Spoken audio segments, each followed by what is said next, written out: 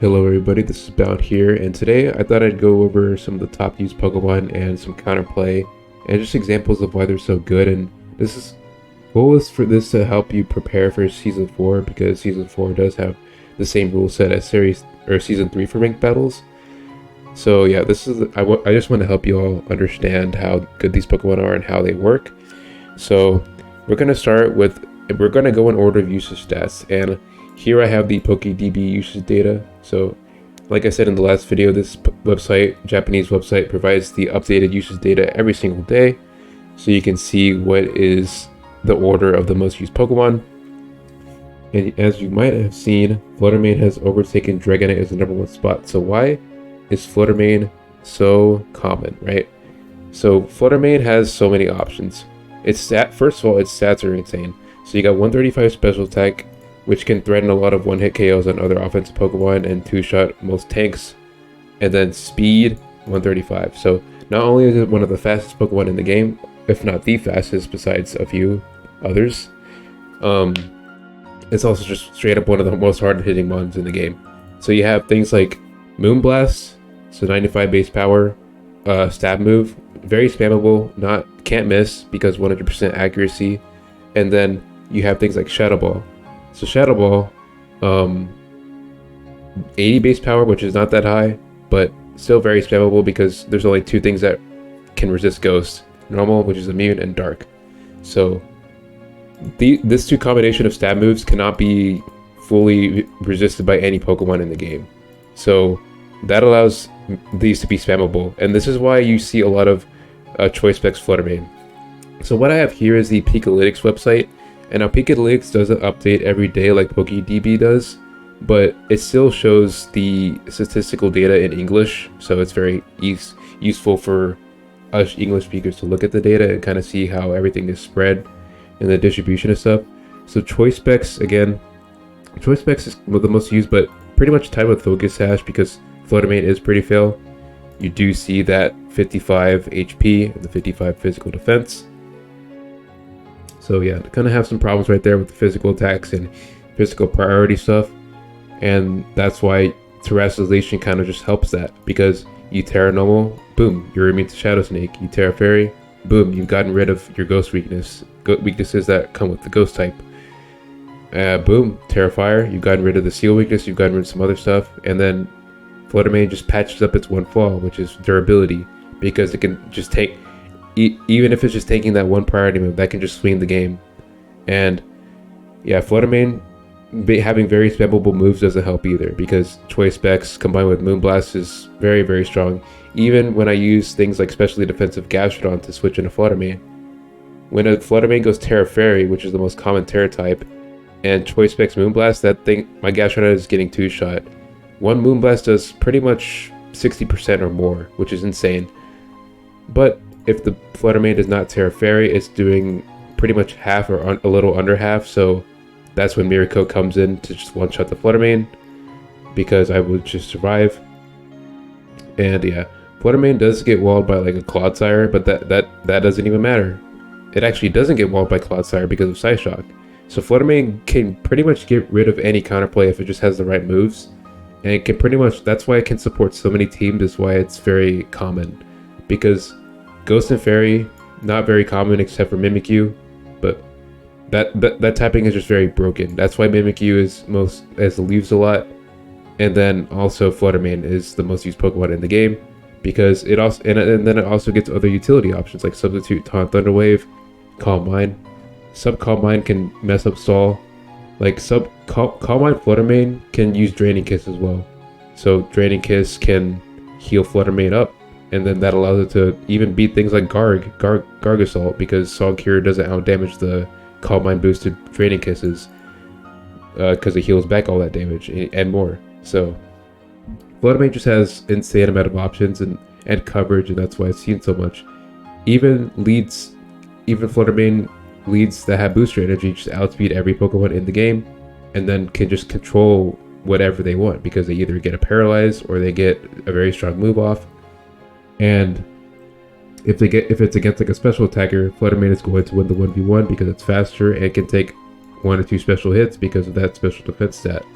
So For example, for me, what my team can do is pretty linear in terms of dealing with Flutter Mane, because I have Take a Ton, can take a special hit, specs a Mystical Fire, does a kill, and then Gigaton Hammer can pretty much threaten a one-shot, but that's only if Flutter Mane doesn't tear into fire, which can't happen. There's so many possibilities that Flutter Mane can do. Like with Terrestrialization, these top Pokemon remove a lot of the counterplay, which is why I wanted to go over that. Just helping people kind of trying to figure this out. Because Gigaton Hammer can kill any Flutter Mane that's not Focus Sash or that doesn't tear into fire. Because if you're neutral to Gigaton Hammer, it's still one-shots because Flutter Mane's physical durability is terrible. And then, yeah, so that's pretty much it. So Take a Ton can 1v1 Flutter Mane if it's at full. Sterilage can one-shot Flutter Mane with Shadow Snake if it doesn't Terra. And that's why Terra kind of introduces problems with Sterilage, because Terra normal can just completely get rid of this counterplay, and then Terra and other types can just prevent this from one-shotting it. So yeah, it's rough. But you can also Terra yourself and potentially get rid of a Flutter Mane resistance, or just resist Flutter Mane, or just get rid of a weakness. But Flutter Mane teams will just find a way around it, which is why Flutter Mane is just very common. So yeah, Flutter Mane is definitely a pretty good Pokemon. Like you have to have some counterplay for it, or else it's gonna steamroll your team, or just get enough kills to the point where the next Pokemon just sweeps the rest of your team. So, and it's a very effective lead because it pretty much controls almost any team in the game because of its speed and very high power.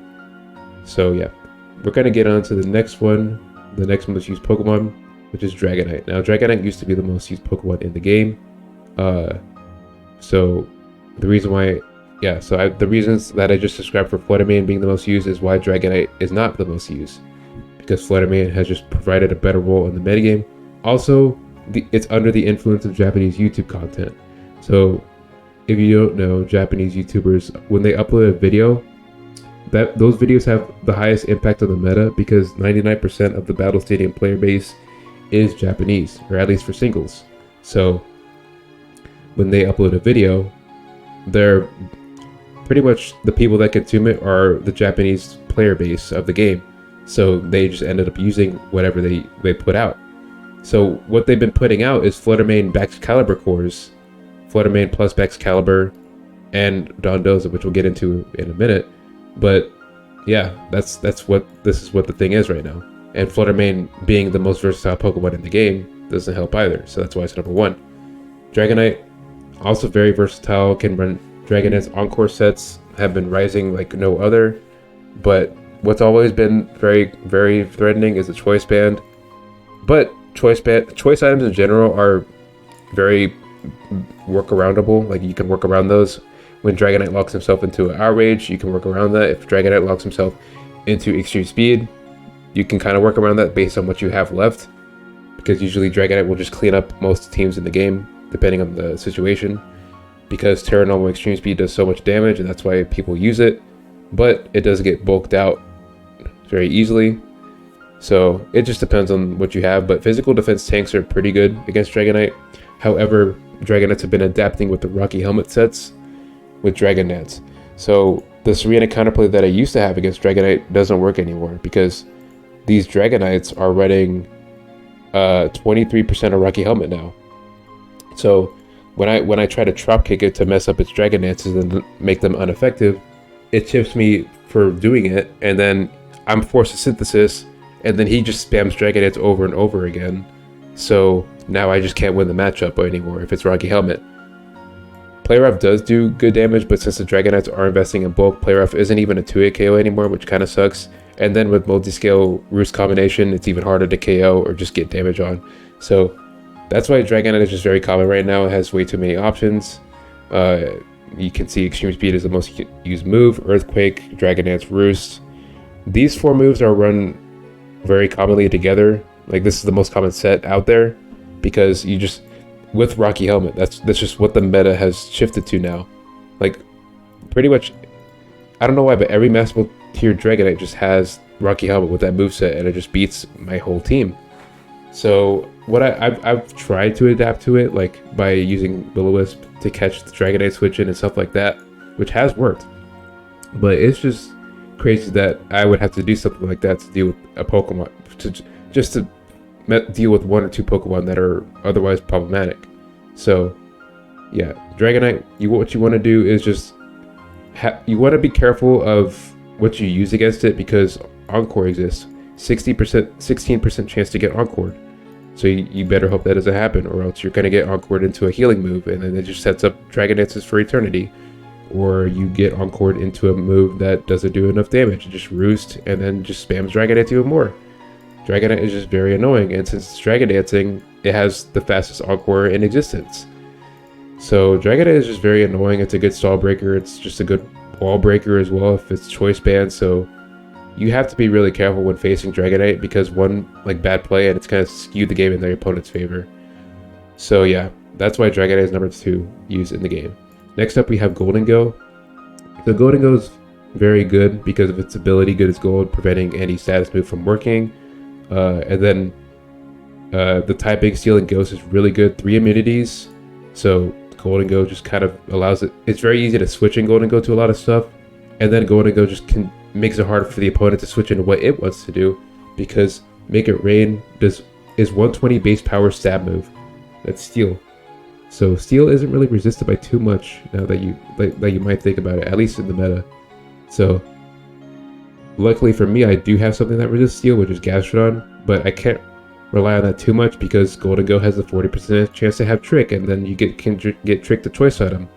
That makes it easier for Golden Go's teammates, because if Gastrodon gets Trick to Scarf, that makes it easier for opponents to just switch in something else that's immune to Earth Power, and then they get to set up Dragon Dances. Like, what if they have Golden Go with a Dragonite, and then Gastrodon gets tricked by Golden Go? Dragonite pretty much wins the game after. So that's why Golden Go just is such a problem in this metagame, and that's why you need to have a good lead against it, because a lot of Golden Go's like to lead off with it. So a Pokemon that doesn't really mind getting tricked, or a Pokemon that can take hits from Golden Go and do good damage in return, is pretty good. And then also, we need to look at the movesets that Golden Go runs, because Choice Scarf, you gotta have Choice Scarf does outspeed every Pokemon in the game. With Golden Go, except for Booster Energy Speed Pokemon or other Scarf Pokemon that are faster than Golden Go. And then it can even function as a stall breaker. So Cobra Cloak Golden Go has been on the rise recently because of Garg Assault. Literally just because of Garg Assault, maybe a Spathra as well, spamming Lumina Crash. That kind of got too free, so Golden Go has to run Cobra Cloak because of that as well. But Salt Cure is problematic otherwise. You can't have Salt Cure chipping 25 or 25% of your health every turn because you're a Steel type. So that's why Golden Go's run Nasty Plot, so they can spam Nasty Plot for free against a Garg, and then there's nothing the Garg can do about it except switch out, and then Golden Go can just nuke whatever wants to come in with the Make It Rain that's +2. So that's just a free kill pretty much. And also what Golden Go's do is sometimes they'll even have Trick and then these 3 moves. So what they'll do is they trick a tank and then they Nasty Plot against it. That gives them free setup, and then they can just use their 2 stab moves to just nuke out anything in the game, because nothing resists both of these except for King Gambit and maybe some other stuff. But you can kind of there's even options to get around King Gambit, such as Focus Blast, which is risen as well. And then Golden Go gets even more utility. So I've seen Thunderwave and Hex sets, Golden Go sets being used, and yeah, it's just been a very problematic Pokemon, which is why it's number 3. And also you have things like Terra Flying to get rid of the ground, because things like Excalibur can pretty much, one free turn with Terra Flying, getting rid of immune to ground is all Golden Go needs to turn the game around, really, because of how versatile it is and just how good it is and how strong its moves are. So yeah. Next one we're going to talk about is Excalibur. Now Excalibur, as I've said in a previous video, wasn't in the top 10 at the beginning of the season, as you can see in the Pokemon Home user stats that I pulled up over. This is the screenshot that I took at the beginning of February.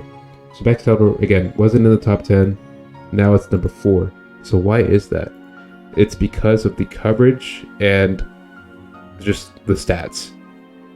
So it's got good bulk for a offensive Pokemon, 115 HP, 90 to 86.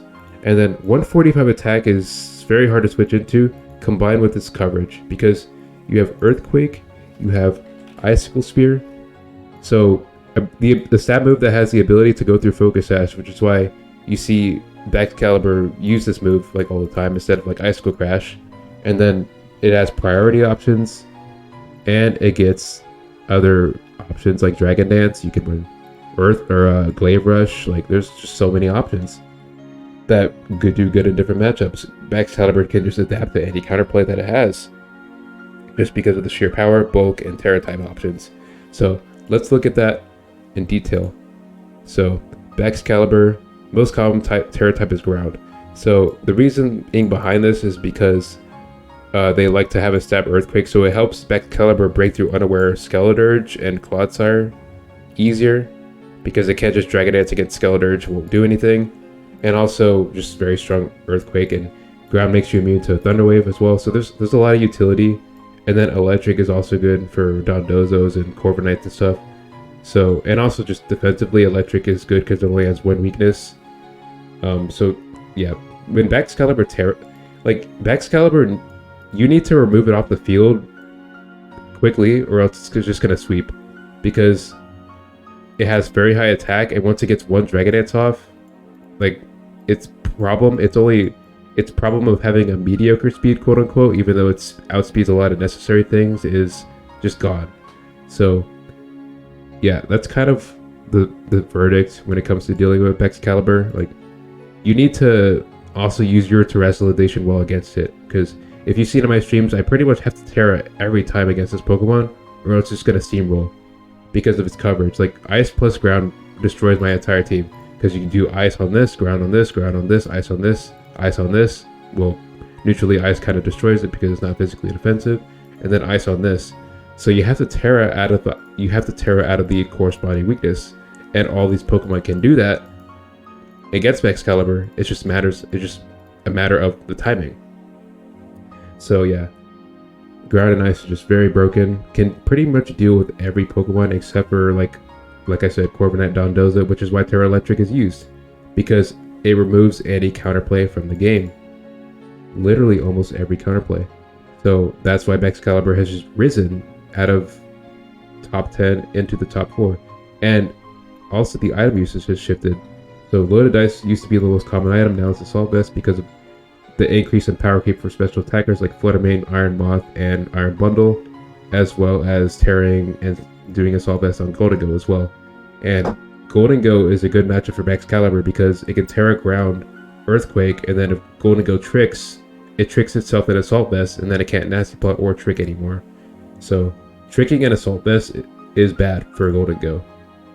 So yeah, and then yeah, so that's just some dirty meta matchups that have been going on. I obviously don't use these Pokemon, so I don't know how it gets, but that's probably what I'm guessing happens. And also I've kind of seen some stuff happen. I've just seen it all at this point. So yeah. Next Pokemon we're going to talk about is Iron Moth. Now, Iron Moth is just a very scary Pokemon because of its very high special attack. 140 special attack is nothing to scoff at. It's even higher than Fluttermane's special attack, 135. So that's just makes it harder to switch into, as well as the increased amount of coverage options it gets. Like, look at this. Fire Dance, Sludge Wave, Energy Ball, Dazzling Gleam, Discharge, U-Turn. Like, it even has some utility with Acid Spray being able to break through tanks, special tanks, like even breaking through maybe a Dondozo, or Energy Ball kind of solves that, which is why its coverage is just incredibly insane. But yeah, I haven't seen Acid Spray too much, but it's just there as an option. You can do that because Iron Moth can get away with a lot of stuff because it just forces switches and just nukes Pokemon. And yeah, not as fast as Fluttermane, but stronger than Fluttermane. With similar base power, like Sludge Wave is similar to Moonblast in base power, Fire Red is similar to Shadow Ball in base power. So equally as broken stab moves in terms of base power, combined with a higher special attack. So this is one of the most hard hitting Pokemon in the game, pretty much. And the typing has some pros and cons, like you're 4 times weak to ground, which is why Terra Grass is the most common Terra type, because you resist ground and then you pretty much get to nuke out ground types with Energy Ball because you have even more power. Like against a Great Tusk, that thing's just gonna get one shot.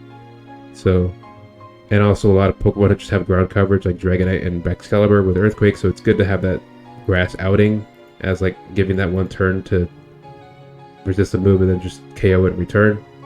So Iron Moth just has a lot of ways of removing counterplay from the game.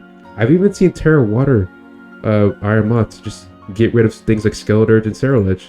And since I run this, I've ran into several Terra Waters Iron Moth that just completely ruined my day and sweep me. So yeah, you can't. This thing, there's just so many like Terra type options this thing can do and just completely just destroy anything in its path. So that's why it's number 5 on the list. And yeah, just has a lot of item options as well because it's very versatile Pokemon with the coverage and EV spreads with the booster energy and all that, what you want to boost and stuff. So yeah. The next Pokemon we'll be talking about is Kingambit, which is number 6 on the list. It's been number 6 for pretty much the duration of the season just because of its consistency and just execution and movesets and Assault Vest. Assault Vest Kingambit is really good. Works really well with the stats because it has pretty much really good in HP attack and defense, and then 85 special defense is like pretty good, but then Assault Vest kind of pushes that over the edge. Special attack and speed don't matter much because special attack you don't use that, and then speed, Sucker Punch kind of patches that flaw, especially since Kingambit has the strongest Sucker Punch in the game. So Shout Cleave is a very strong stab move, and then with 135 attack, it's just going to be one of the hardest hitting moves in the game consistently. And then Guillotine is an option that can just work on Kingambit because Kingambit can just take multiple hits. Iron Head is a pretty solid stab option as well. That's run on pretty much every Kingambit. Break is a utility move for screens, and there's just a lot of other utility options. Yeah, Kingambit, for how bulky it is, especially with Terra, it could potentially get multiple sword stances off and sweep teams with like Sucker Punch or something. And then also it gets things like Guillotine, which that move is very scary in combination with the other moves because Guillotine can pretty much one-shot any take in the game. I mean, as long as it's not immune to Guillotine. But if it's immune to Guillotine, that means it's a Ghost type, which means Cleave is going to do insane amounts of damage. So Kingambit kind of just makes it hard for the opponent to respond, especially with like all the Terra types with that enhances defensive capabilities. So it can either take multiple hits and throw out multiple guillotines, or it can take multiple hits to Sword Stance multiple times, or it can just be annoying with Stealth Rock and Thunder Wave because why not? So yeah, Kingambit is just very, very annoying and strong at the same time. So for me, I think I'd say the best thing I have against Kingambit is probably my physically defensive Serena because I have just max physical defense. Now, obviously, I'm a grass type, so I can get guillotined, and I have gotten guillotined several times over and over. But low kick is a pretty good tool that I have, and it depends on the weight of the target. But Kingambit's weight makes it so the low kick is 100 base power. So, like this is a pretty strong move. Like on Kingambit and other steel types in general, just because they're heavy, so that's really cool. Just utility to have for Serena at least. But in general, Kingambit's walled by physical tanks as long as they're not, as long as Kingambit doesn't hit a guillotine, which you kind of have to. Like Kingambit kind of just wins more than it should because of guillotine. It wins way too many matchups. So yeah, kind of just the anti-existence, anti-everything. You can't really reliably just deal with every Kingambit set out there, really. That's just how it is. So the next Pokemon I'm going to be talking about is Iron Bundle. Now Iron Bundle used to be the second most used, but it did drop down to number 7 because of just the counterplay that's increased. And just in general, this thing does have some pretty good offensive stats, but where it really falls apart is the special defense and just the bulk in general. This physical defense is good, but combined with bad HP, it's not really the best because you can still one-shot it off of anything. And when you Terra and survive anything this thing does, it's just gonna die in return. And it's because its typing doesn't really resist anything, and it has a lot of weaknesses as well. So Iron Bundle kind of just faded away a little bit. It's number 7. Usage is still really good, but dropping from 2nd to 7th is a pretty big one because it went from like being on like 40% of teams to being on like 10 to 20%. So that's a pretty big jump when you really think about it, not just the usage spots it fell down, right? So yeah, for me, countering King Gambit isn't, or countering Iron Bundle isn't too bad because I do have some options. I can Terra this in the grass. I can just I can take a hit on this. I can potentially outspeed if it's timid, if it's not timid. And then I have we're switching to Hydro Pump, as well as when this thing Terra fires, it completely nullifies Iron Bundle. And then when this Terra steals, it resists the ice. So yeah, I have a lot of options which do require Terra, but that's why Terra, you have to just use your Terastallization mechanics to the best of your ability to win in Scarlet and Violet. So yeah. And then the next one I'm going to be talking about is Mimikyu. Now Mimikyu is going to be a... I don't understand why Mimikyu is this much used this much, because I never really believed in Mimikyu. It has, like, if you look at Mimikyu's usage spreads, like the thing, Life Orb is on 3/4 of Mimikyu's, which means it has to chip itself to break through Pokemon. And even when it's like, even if it has Life Orb with more power, it's still very weak out the gate. And that's why people are running it, because of Disguise and the Life Orb Swords Dance stuff, because you can get a free Swords Dance off, but that still buys you a turn. And I might be underrating Mimikyu a lot, just because I have like way too much counterplay on my team to it, because Hacksters can outspeed it if it's not Jolly, which a lot of them are adamant with Life Orb, because they just lack, Mimikyu just lacks raw power, right? So you kind of have to have max power, right? So Hacksters outspeeds Mimikyu, and then one shot it through Disguise. Also Tinkaton doesn't outspeed, but can one shot it through Disguise. Depends on the Mimikyu spread. If it's like a bulky Mimikyu, which I have seen before, because they've run like all these. Mimikyu does get a lot of cool utility moves, which has increased its usage, and also just kind of increases the variability of Mimikyu. Trick, Choice Scarf, 4% chance to happen. Destiny Bond, Substitute, Pain Split.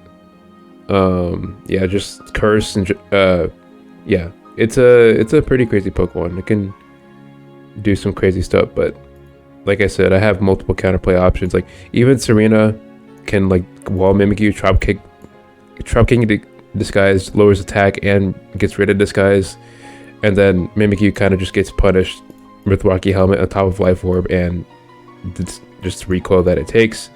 So it just, Mimikyu just kind of fades away in terms of its offense. But like I said, it does have some utility and Drain Punch as well for certain matchups. It's probably, I would say it's kind of good against the top Pokemon though, which is probably why it's used a lot more. That's my guess on why it's used a lot. So yeah, physical tanks kind of eat this thing for lunch, like honestly. So that's your counterplay. And also, yeah, Moon Breaker can break through Disguise. So yeah, Roaring Moon, kind of, all right, okay, wait, that's not the right order. Dondozo is number 9. And Dondozo, I think it might go up. I think it should be, I think Dondozo is miles better than Mimikyu as a Pokemon. I think it's even better than Iron Bundle. So I think Dondozo will go up over time. Just because of the amount of just things it can counter. Like, highest physical, or highest hit points besides like Chansey and Blissey. Highest just bulk, combined bulk. Because 150 HP, 115 defense. Special defense is kind of low, but you can invest into it and kind of just, like, the HP just kind of overtakes everything. And then it can, because of that, it can spam Fissures over and over, or it can spam Yawns over and over. And this forces, like, Yawn spam forces the opponent to switch, and then it gets a bunch of leftovers recovery for free. Wave Crash just does a lot of damage because of 100 attack and 120 base power move. So yeah, that's kind of just how it goes. And then Protect, because of just guaranteeing Yawn and leftovers recovery, all that annoying stuff. And yeah, it can even rest Sleep Talk. You've seen even Sleep Talk Fissure. I've gotten hit by multiple Sleep Talk Fissures. That was just frustrating. Like against Dondozo beats every other tank in the game because of Fissure, and also beats every setup Pokemon in the game because Unaware and then Fissure just kind of like you can just spam Fissures without even having to worry about anything. Especially Annihilate, because that's why Annihilate just fell off, because Dondozo with Unaware can just spam Fissures whenever it wants, because Dondozo doesn't care about Taunt, it doesn't care about Bulk Up, it doesn't care about Rage Fist, it doesn't care about boosting the power of Rage Fist, because all it has to do is fish for a one-hit KO move, right? Like, that's just how annoying Dondozo can be in a lot of situations. So, like, honestly, I know I talked about this in my other video, but I have very limited counterplay to Dondozo because of Fissure. Because it can Fissure every single one of my Pokemon except for Kilowattrel, but Kilowattrel isn't a free switch-in because it can still get destroyed by a Wave Crash or something. So it's just really crazy how Dondozo kind of just makes it hard for a lot of teams to just play the game. And also Dondozo can just Terra, like, to remove its weaknesses, which is the last thing you want to deal with, because it just is the tankiest Pokemon in the game, and it can just threaten a one-shot on pretty much almost every Pokemon in the game, if it's not Terra Flying or just naturally flying, right? So yeah, Dondozo is just very scary. And then yeah, Leftovers is just the most common just because of how well it works with the tank as Dondozo. So Rotom Wash is the next most used Pokemon, and this kind of like Dondozo and Rotom Wash are like the two premier water tanks that people are using, and these kind of compete with each other. Rotom Wash is actually a pretty good switch into Dondozo because it can't get hit by Fissure, and then it kind of threatens super effective damage. But the team that's using Dondozo can just team build around Rotom Wash. So like Dondozo has very few losing matchups, and then when they do have a losing matchup, they can just cover for it in team building. So it's just that's why Dondozo teams are so good. They pair it with things like Baxcalibur. Oh, I didn't mean to do that. Yeah, they pair Dondozo with things like Baxcalibur because like Dondozo just Baxcalibur just covers most of Dondozo's bad matchups, and then you see Baxcalibur with Fluttermane for the same reason. So Dondozo, Baxcalibur, Fluttermane are everywhere at this point, at least in the Master tier. This is just from my experience. Like absolutely just everywhere at this point. And yeah, that's just how it is, just because they cover for each other so well. Now the reason why these compete with each other is because Rotom Wash is a tank as well, but it can pivot out. So Dondozo is more of like a just tank that stays in the game forever and fishes for Fissures and kind of just tries to control the game with Yawn and stuff. And then Rotom is the one that tries to control the game with its Volt Switch and just Will-O-Wisp and Thunder Wave, and also just has that Levitate, so can deal with some threats that Dondozo can't. Also Dondozo mirrors can probably be crazy, so I don't even know how that would go. Because Dondozo just wants to Fissure the opposing Dondozo, but yeah, I don't know. But yeah, the next Pokemon is going to be Iron Valiant. Iron Valiant is pretty crazy because of the amount of coverage options it gets. So you have just Close Combat, Moonblast, Shadow Sneak, Spirit Break, Knockoff, Overspear, Thunderbolt, Shadow Ball, Psyshock. Oh my god, there's so many options. And how do you cover all that? You just can't. Because you can, but like you can't consistently, because Iron Valiant is probably going to have something for everything, because you have a tank and you try to set up, boom, it just encores you into that. Or you have like a Cerulege, like for me, for example, well, it could have Knockoff and then just one-shot you. It's just, it's hard to deal with a lot of the coverage this thing gets, and there's just a lot of options. Destiny Bond existing as well makes it annoying because it's fast, so it can pretty much guarantee getting this off. And then also people are pairing Destiny Bond with like Taunt, that's what I've seen, to like guarantee an attack, and then Iron Valiant pretty much guarantees you die with it because of Destiny Bond like working all the time because of Taunt, unless you switch out, so you kind of have to read that. But yeah, and then yeah, so that's Iron Valiant.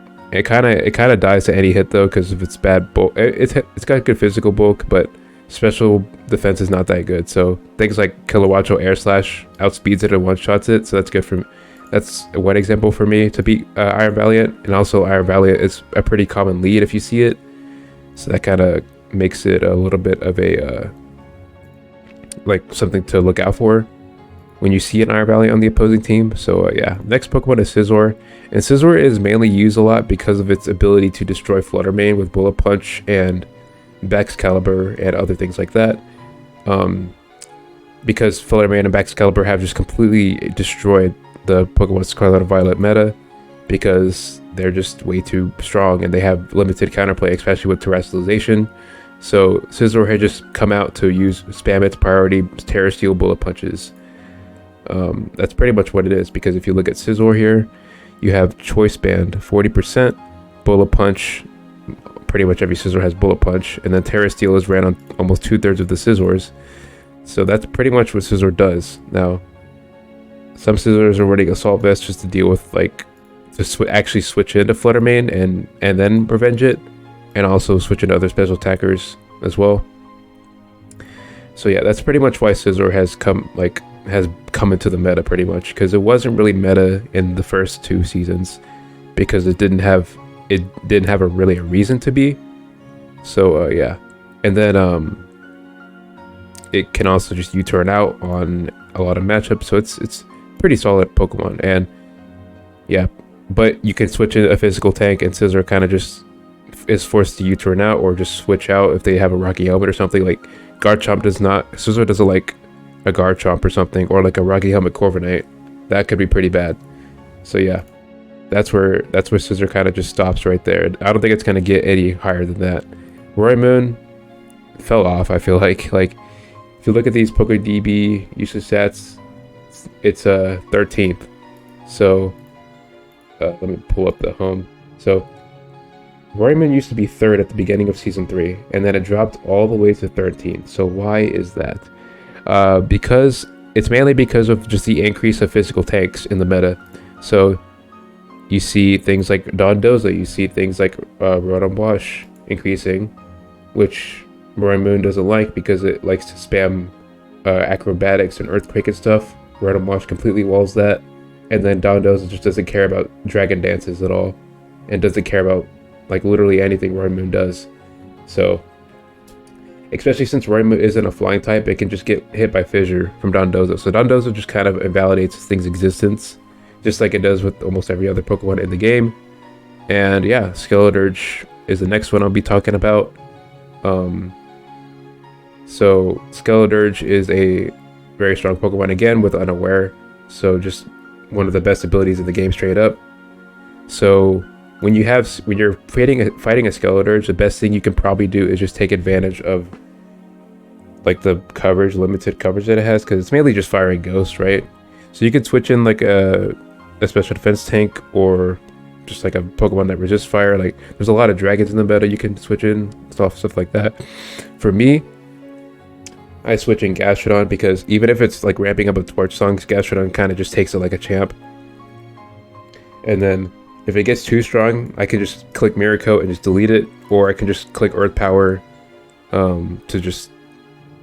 Earth Power does over half to Skeleturge if it's like max HP, so yeah, Earth Power is really good against Skeleturge. And then the Skeleturge Terras, like Terra Grass Skeleturge is a thing, which is why I could potentially like Terra Fire and predict the Terra Grass, even though Terra Grass is like very uncommon on Skeleturge. Like, if you look at Skeleturge here, what are the chances of Terra Grass? Like 4%.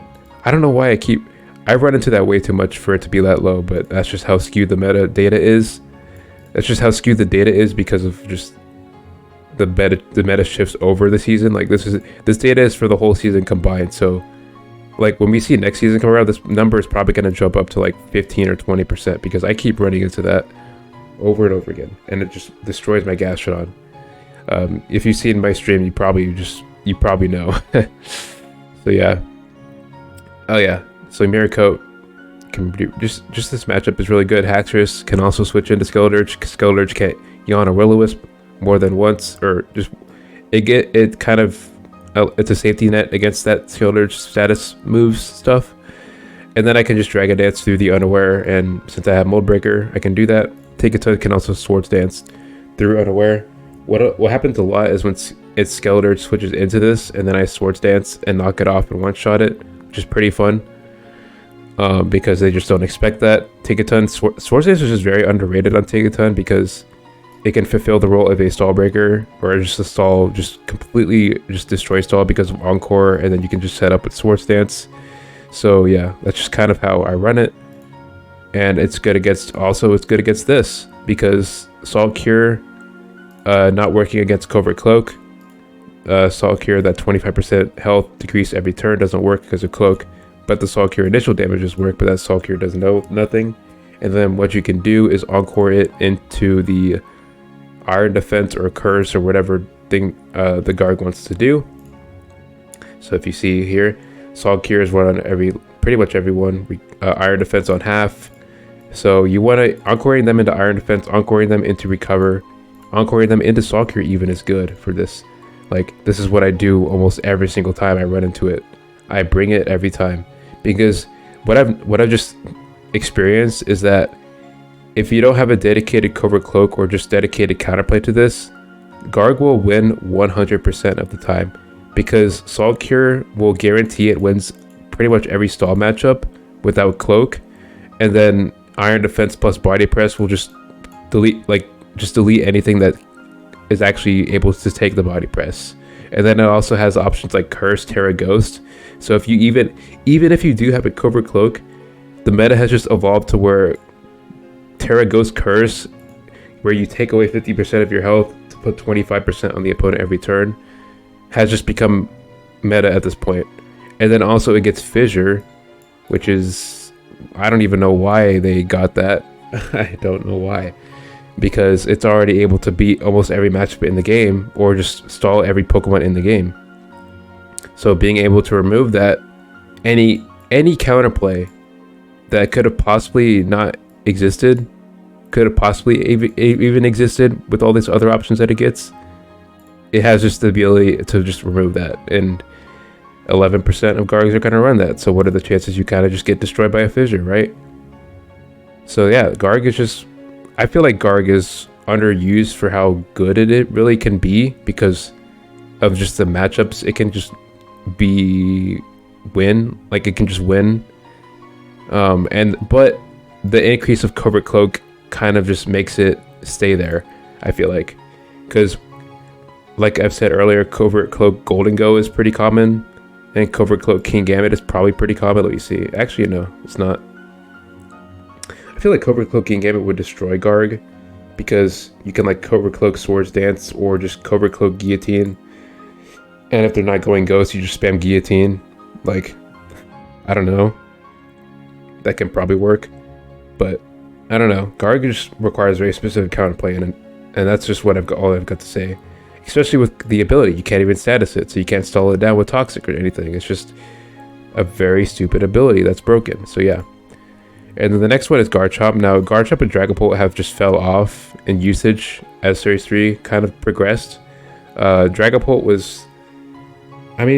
kind of just got power crept, like, and speed crept as well, because of just boost strategy and also just higher speed being introduced in the meta. And also Dragapult really, and that's the only thing that Dragapult really has going for it, because its physical attack is good, but the coverage it gets for physical attacks is absolutely terrible. Its special attack isn't really that good.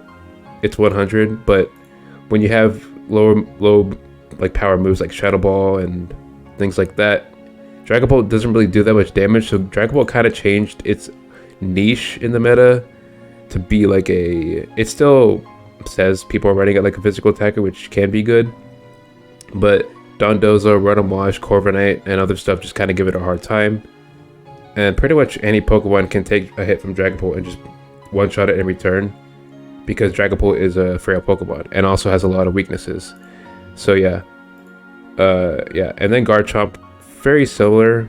It got speed crept and power crept a little bit, especially since there's so many Ice and Fairy types at the top right now. So yeah, Garchomp is still pretty good Pokemon. Just its role in the meta changed. It's now mainly a hazard setter, because as you can see, Stealth Rock wasn't this high in usage. It was mainly like an attacking set. So yeah, Stealth Rock, Garchomp with like Focus Sash, Rocky Helmet, pretty common, and the Mass Volteer from what I've seen. So yeah, Meowscarada, not too much of a problem. I feel like you can switch in pretty much any physical. Now, the good thing about Miascarada is that it beats Rotomosh and Dondozo as physical tanks. These two physical tanks get destroyed by Flower Trick, which is good. But then what if you run into like a Corviknight? What if you run into just like even things like Iron Moth can switch in to like a Flower Trick and then just ramp up with like a Fiery Dance or something. Because if you look at the Meowscarada usage here, the most used item is a Focus Sash followed by Choice Scarf and Choice Band. So if you're locked into a Flower Trick, opponent can kind of just exploit that. If you're locked into a knockoff, again, opponent can just exploit that. So that's why Meowscarada just can't push its usage any higher, because it's kind of forced to use a choice item or else it doesn't get the max potential. Focus Sash does do good as a lead, but choice items I feel like are just better. But Focus Sash does help a lot of teams though, like for team building. So yeah, and it also provides good utility. And then Trick Meowscarada exists, so you can also just trick your tank. If you want to switch in a tank, you can just get that 16% chance to get tricked. Well, you better hope that doesn't happen. And also can just put up Toxic Spikes, which is kind of funny. Low Kick has seen increased usage because of like back caliber lead matchups. I don't know. I've seen stuff all over the place with this Pokemon. Yeah, Annihilate. What's it called? Yeah, I said earlier that Dondozo just completely eats this thing's breakfast, but also like again, just like Dragapult, it got power grabbed out of the meta because of Flutterman and just Golden Go becoming a bigger problem, things like that. Yeah, Flutterman just outspeeds any Annihilate. Even if the Annihilate is Scarf, Flutterman is probably going to be Booster Energy or could be Booster Energy and just not even care. So pretty much the Annihilate meta has changed too, because if you go to Pikalytics and you click on Annihilate, let's see what's going on with Annihilate. Yeah, so I mean the bulk up taunt set is still pretty common, like it's the most used moves, but it's easier for the Pokemon in this meta to deal with that set more than the last meta was. So that's why it was used a lot more in Season 1, but still had a lot of counterplay like Dondozo and stuff like that. And also just taunt, like as long as you don't power up the Rage Fist, it's not that much of a problem. You can like set up against it and not like, and then Rage Fist won't do anything, and then you can just one-shot it before it can even get a Rage Fist off. So that's what I've done. I've actually done there's been some situations where I would just Swords Dance in front of it with Tingaton. Rage Fist wouldn't be doing anything, and then I can just one-shot it with Gigaton Hammer. So, and then also you can like Encore it into Bulk Up and stuff like that. Annihilate really isn't too much of a problem anymore, which is why it kind of just fell off a little bit. But still very threatening against if it gets the right opportunity, which is a lot of these Pokemon. They're very threatening if they get the right opportunity. But like when you get to these Pokemon up here, they're just threatening regardless of the situation, really. So yeah, Iron Hands is the next one. Now Iron Hands is a insanely, like, look at the stat distribution. You have 154 HP, 140 attack, 108 defense. Like these stats are distributed in all the perfect spots for you to run like an Assault Vest and just patch up his biggest flaw other than the speed, which it doesn't really even need speed because of the fact that it can take several hits. So I've seen some crazy EV spreads on this. I've seen people running like this. This can just work because you don't even need HP investment for how much HP it has. You can just invest fully into attack and do as much damage as possible while just putting more value onto the Assault Vest or something, which is just kind of what Iron Hands gets away with because of how inflated its stats are. So it gets a lot of physical options as well. If you look at Iron Hands on Pokemon Home, it gets insane coverage: Rain Punch, Ice Punch, Earthquake, Thunder Punch, and even priority options like Fake Out. It doesn't get Mach Punch because they took that off, but still very threatening regardless. But if you have like a physical tank that has reliable recovery, Iron Hands isn't too much of a problem. And also you can just yeah, Iron Hands, other than that, you kind of have to have like a good physical tank or a good physical attacker to beat Iron Hands. Like Ceruledge can 1v1 Iron Hands with Terra Grass and stuff. Serena can just switch in Iron Hands and be fine.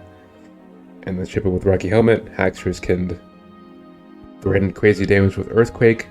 And also Terra Steel to resist Ice Punch and stuff like that. So there's a lot of counterplay options to Iron Hands. It's just a matter of how you want to invest your Terra, or just invest your just play against it in general. So yeah, Corviknight, the next one. Corviknight is Corviknight is very necessary for the meta right now, because it just checks very a lot of physical attackers that aren't super effective against it. It can still beat things like Iron Hands because it's faster. It can just Iron Defense Roost and stuff. But Corviknight is a very necessary Pokemon because it checks Dragonite, it checks King Gambit, it checks Excalibur and all that stuff. So in order to deal with top Pokemon, Corviknight is one of the most consistent options you can have because of Iron Defense, Roost, Body Press, and then last move is up to you, honestly. You can go Taunt to stop other setup and other tanks from playing the game. You can go U-turn to keep up the momentum and not get trapped by a Magnezone or something, which we will eventually talk about later. Or you can kind of just go coverage move like Iron Head for Flutter Mane, because Flutter Mane is immune to Body Press or something.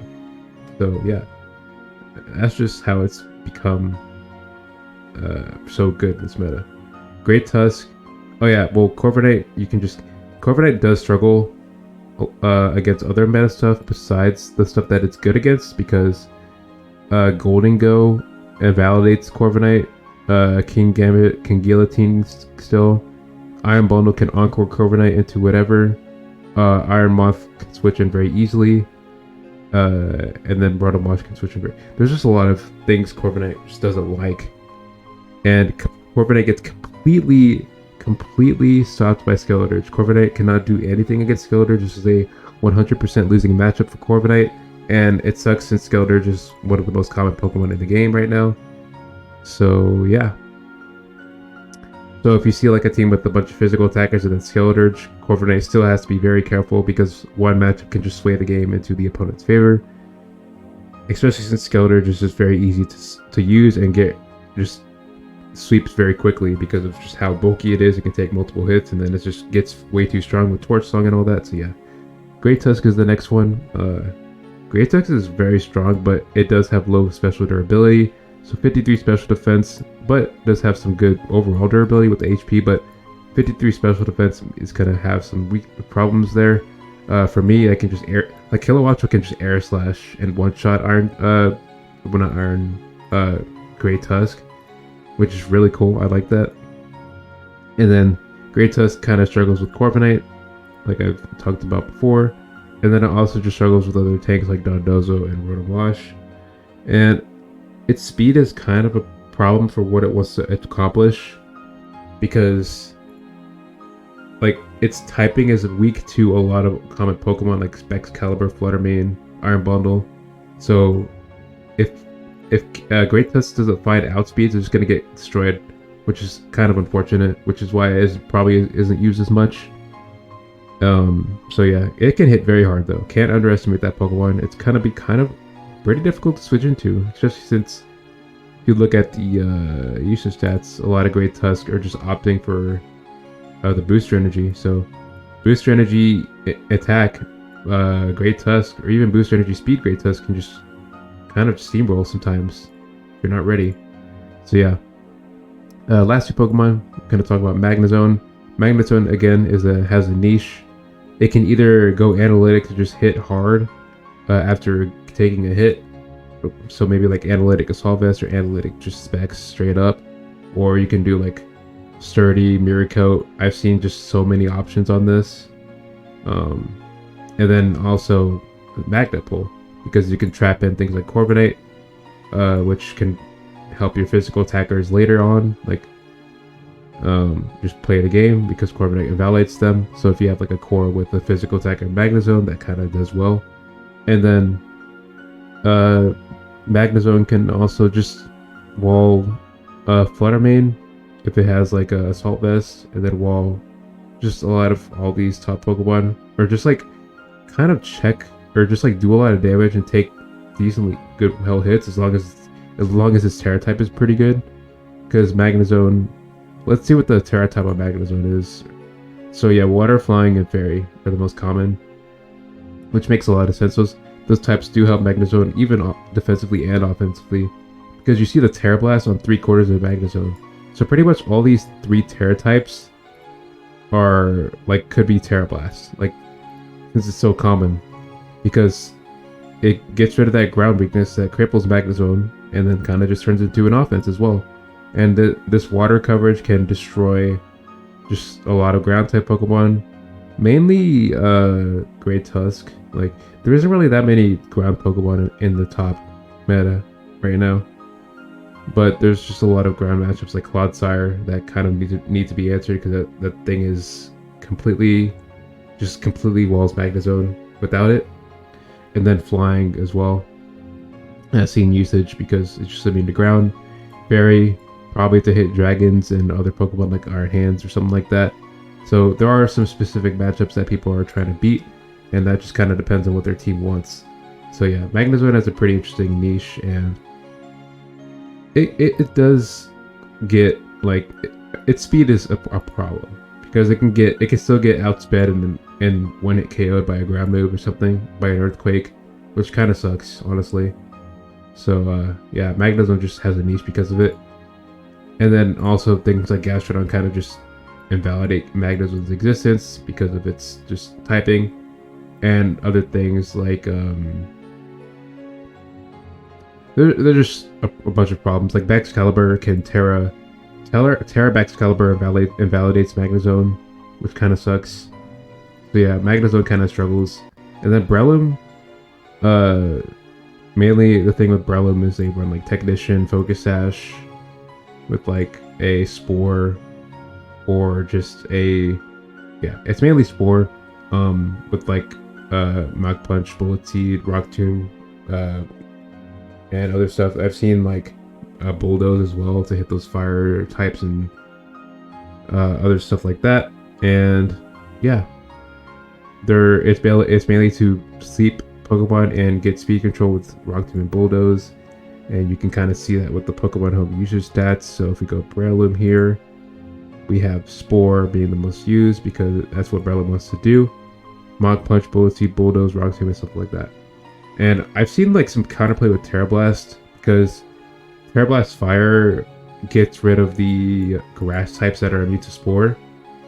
And I've actually fought that several times. If you've seen the stream, it can be kind of funny. But yeah, that's pretty much all I have to say about all the counterplay for the top used Pokemon. If you've enjoyed this video, please leave a like and please subscribe if you want to see more of these type of videos. And yeah, see you all next time. Peace.